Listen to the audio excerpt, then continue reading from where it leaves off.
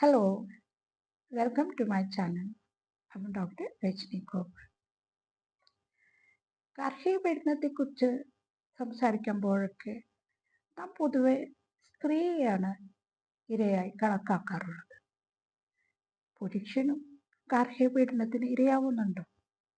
ഈ ഒരു ചോദ്യത്തിന് ഉത്തരമാണ് നമ്മൾ ഈ വീഡിയോയിൽ അന്വേഷിക്കുന്നത്. ലോകത്തിൽ ഒരുപാട് പഠനങ്ങൾ കാർഷിക പീഡനത്തെക്കുറിച്ച് നടന്നിട്ടുണ്ട്. കൂടുതലും സ്ത്രീയെയാണ് ഫോക്കസ് ചെയ്തിട്ടുള്ളത്. 3 മുതൽ 20% വരെ പുരുഷന്മാർ ഗാർഹിക പീഡനത്തിന് ഇരയാവുന്നുണ്ട് എന്ന് പഠനങ്ങൾ സൂചിപ്പിക്കുന്നു. ഇന്ത്യയിലെ കണക്കുകൾ വ്യക്തമായിട്ട് നമുക്കറിയില്ല. കാരണം പലപ്പോഴും സ്റ്റഡീസ് അണ്ടർ റിപ്പോർട്ടഡ് ആണ്.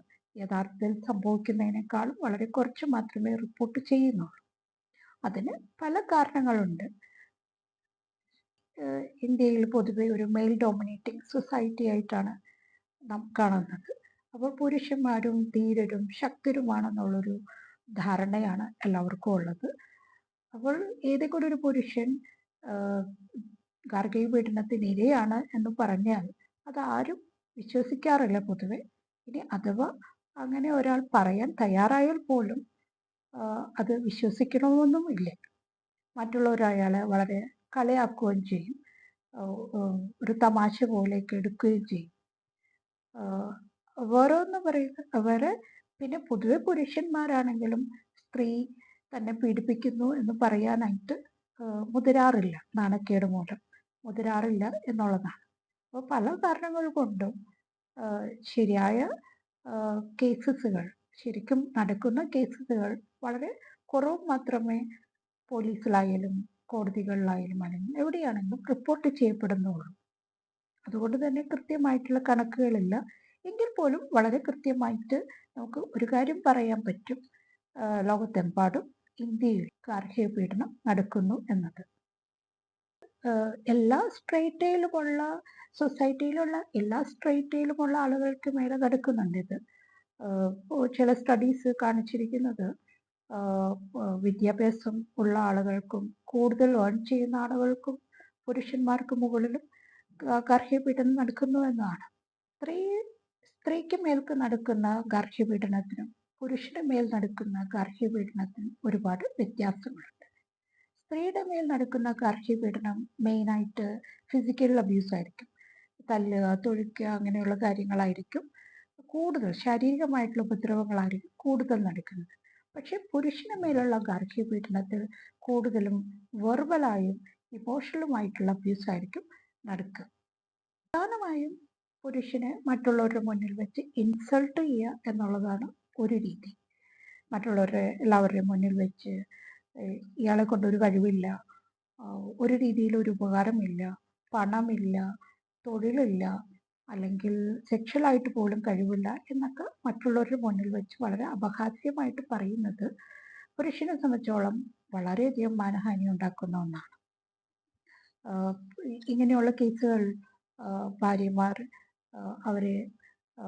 അവർക്ക് ശരിയായ രീതിയിൽ ഭക്ഷണം കൊടുക്കാതിരിക്കുക, അവരെ ഒരു രീതിയിൽ കെയർ കൊടുക്കാതിരിക്കുക, അതുപോലെ തന്നെ വീട്ടിൽ വന്ന് കയറുമ്പോൾ തന്നെ പതുക്കെ ദേഷ്യത്തോടെ പലതും പറയുക, അവരെ കുറ്റപ്പെടുത്തുക, പിറുപിറുത്തുകൊണ്ടേയിരിക്കുക, അങ്ങനെയുള്ള കാര്യങ്ങൾ ചെയ്യും. ചില കേസുകളിലൊക്കെ വീടിന്റെ വാതിൽ തുറക്കാൻ പോലും ഭാര്യമാർ മടിക്കും. അവര് ഒരു മണിക്കൂറോ 2 മണിക്കൂറോ നിർബന്ധപൂർവ്വം ഭർത്താവിനെ വെളിയിൽ നിർത്തി അത് കഴിഞ്ഞിട്ടെല്ലാം മാത്രമേ അകത്തേക്ക് കിട്ടുന്ന കേസുകളൊക്കെ ഞാൻ കണ്ടിട്ടുണ്ട്.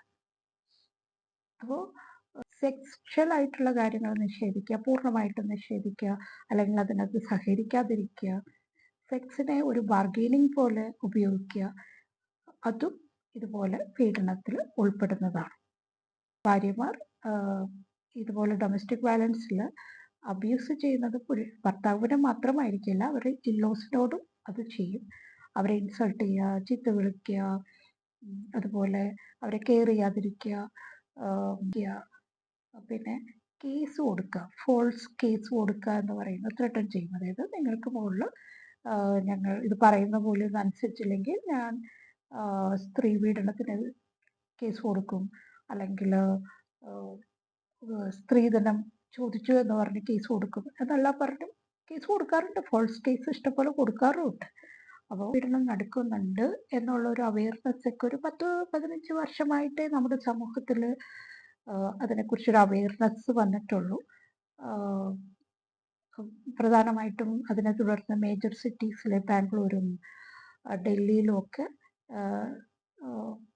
പല ഓർഗനൈസേഷൻസ് രൂപം കൊണ്ടു. ഇപ്പോൾ ഒരുപാട് NGOസും ഓർഗനൈസേഷൻസും ഗാർഹിക പീഡനത്തിനിരയാവുന്ന പുരുഷന്മാരെ സഹായിക്കാൻ, അവർക്ക് കൗൺസിലിംഗ് കൊടുക്കാൻ, അവർക്ക് ലീഗലായിട്ടുള്ള അഡ്വൈസ് കൊടുക്കാനൊക്കെ ഒരുപാട് ഓർഗനൈസേഷൻസും NGOസും ഇപ്പോൾ ഇന്ത്യയിലുണ്ട്. For example help line organisation, save India family foundation, men welfare trust, അങ്ങനെ പല ഓർഗനൈസേഷനും ഇപ്പോൾ നിലവിലുണ്ട്. ഗാർഹിക പീഡനത്തിൻ്റെ കാതലായിട്ടുള്ളൊരു വശം എന്ന് പറയുന്നത് പവർ സ്ട്രഗിൾ തന്നെയാണ്. ഒന്നെങ്കിൽ പുരുഷൻ ഡോമിനേറ്റ് ചെയ്തിട്ട് സ്ത്രീയെ ഉപദ്രവിക്കുക, അല്ലെങ്കിൽ സ്ത്രീ ഡോമിനേറ്റ് ചെയ്തിട്ട് പുരുഷനെ ഉപദ്രവിക്കുക. ഇത് തന്നെയാണ് അതിൻ്റെ ഒരു ബേസിക് എന്ന് പറയുന്നത്.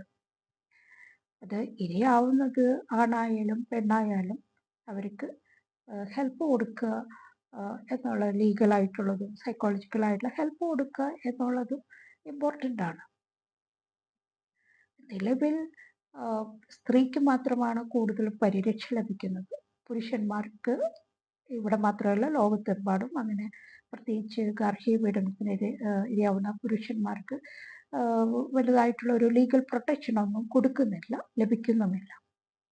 ഭാവിയിൽ അവർക്കും നിയമപരമായിട്ടുള്ള പരിരക്ഷ ലഭിക്കട്ടെ എന്ന് ഞാൻ ആഗ്രഹിക്കുന്നു. Thanks for watching. പുതിയ വേറൊരു വീഡിയോവുമായി വീണ്ടും കാണുന്നത് വരേക്കും ബൈ, ടേക്ക് കെയർ.